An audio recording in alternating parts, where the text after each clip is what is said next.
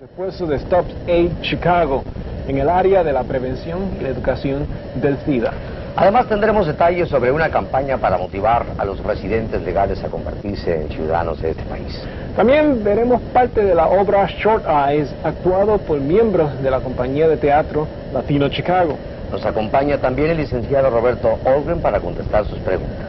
Comenzamos después de esta pausa.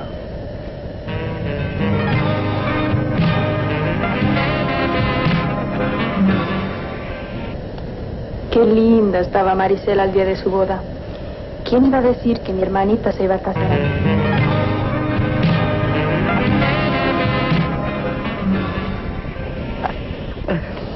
En San Francisco, una ciudad que ha sido muy afectada por el SIDA, la educación jugó una gran parte en la disminución de casos de SIDA. En esta ciudad, Stop AIDS Chicago está llevando a cabo esta tarea de educar al público sobre la prevención del SIDA.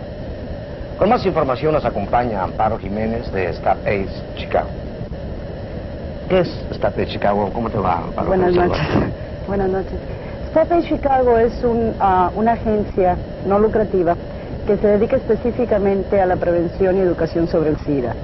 Se hace por medio de pequeños grupos de discusión, donde se maneja más que la información específica que todos oímos en el radio, la televisión y está impresa por todos lados. La comunicación entre personas de la comunidad no nos atrevemos mucho a hablar. Entonces lo hacemos en grupos pequeños. Pero que hay que hacerlo ahora. A fuerzas, no queda más remedio. ¿Cuál es el propósito, el objetivo, la meta? Bueno, el modelo de Alto al SIDA Chicago, que originalmente se empezó en San Francisco, es principalmente llevar el poder a la persona misma, de manera tal que nosotros sabemos que mientras se logra encontrar una cura científica, médica, clínica, una vacuna, etcétera, hay algo que podemos hacer. Entonces se trata de llevar el poder a uno mismo y de hacer comunidad, de que la comunidad se escuche a sí misma y nosotros mismos tomemos la acción hacia la prevención y la educación del SIDA. De ahí que nosotros somos principalmente una organización de voluntarios. Somos 5 personas trabajando como miembros de la agencia y 300 voluntarios. Esta pregunta no está aquí en el cuestionario, Amparo. ¿Por qué San Francisco con más incidencias? Bueno, digamos que al inicio de la epidemia, uno de los tabúes o estigmas que se hizo fue que era una enfermedad de homosexuales. Esto obviamente no es cierto. La primera ciudad donde yo vi mucha libertad en la exposición de productos y artículos de carácter ofensivo para ciertos grupos de la sociedad. Y erótico para pornográficos. Fue en San Francisco. ¿No sientes tú, no han llegado a enfrentarse a una posibilidad de que por ese tipo de mentes abiertas, de diferentes estilos de vida, se expusieron más a este tipo de situación? Aunque ahora sabemos que ya no es una situación del mundo homosexual.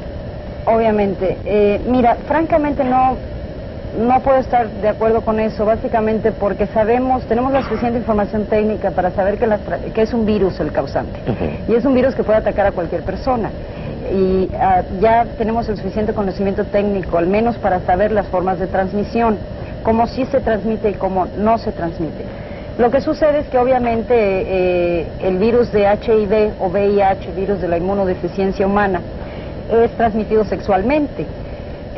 Digamos que en países como África el problema es totalmente al inverso, digamos que la mayoría, el porcentaje más alto está entre la comunidad heterosexual. Aquí por casualidad fue en la comunidad homosexual. Entonces la epidemia se ha comportado de diferentes formas en diferentes países, ¿no? Pero, ¿por qué en África el grupo heterosexual? Digamos que hay muchas cosas todavía que se están investigando que no se saben. O sea, lo importante del ejemplo de África y el ejemplo de San Francisco es que esto es un virus que ataca a las personas. No importa la raza, no importa la práctica sexual. No es tanto el grupo al que pertenecemos, sino cómo hacemos las cosas. Y de eso estábamos hablando un poco antes del programa. Digamos que no es el hecho de tener relaciones sexuales, sino es el tener relaciones sexuales con riesgo en un momento donde existe un virus que se transmite de esa forma. Por ejemplo, tampoco es el pertenecer a un grupo como los drogadictos por forma intravenosa, no es el hecho de ser drogadicto, eso implica en sí una serie de problemas aparte, ¿no? La drogadicción. El problema es que se comparten las agujas con una persona que está infectada y que tiene el virus. Entonces, No es el grupo, sino cómo hacemos las cosas. ¿Recuerdas que en el estado de Nevada se registraban menos casos de enfermedades venéreas? En aquel caso la gonorrea era la más peligrosa antes de una que se me va. Sífilis. No, otra después, que tampoco tiene curación. El herpes. El herpes. Las conozco todas. En este negocio hay que saber de todo. ¿El control de la prostitución podría ser una ayuda? ¿No se ha pensado en barajar esa situación?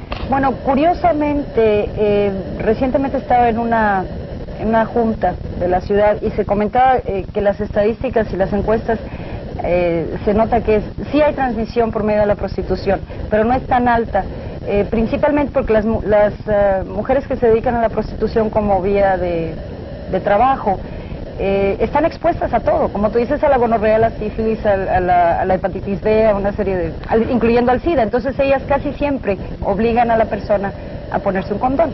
Son gajes del oficio. Digamos que ellas de alguna manera están previniéndose de esa manera. Por supuesto hay algunas que no lo hacen y hay clientes que insisten en no usar el condón y esos son en esos casos los que están en riesgo. ¿Qué enfoque le están dando a la comunidad hispanoamericana y cuántas incidencias hay en nuestra comunidad? ¿Qué grado de incidencia? El 7% de toda la población de Estados Unidos somos latinos. Y el 14% de los casos de SIDA a nivel nacional somos latinos.